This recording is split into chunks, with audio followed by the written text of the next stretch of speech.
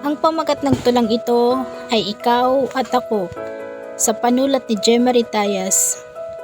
Mula sa lambing ng iyong mga mata, nababatid na tila may ninanais ka sa bawat umagang kay ganda.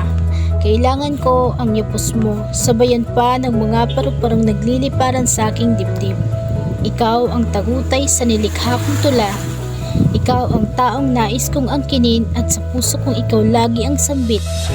Maaari bang itugma ang tibok ng puso mo sa nilikha kong tula?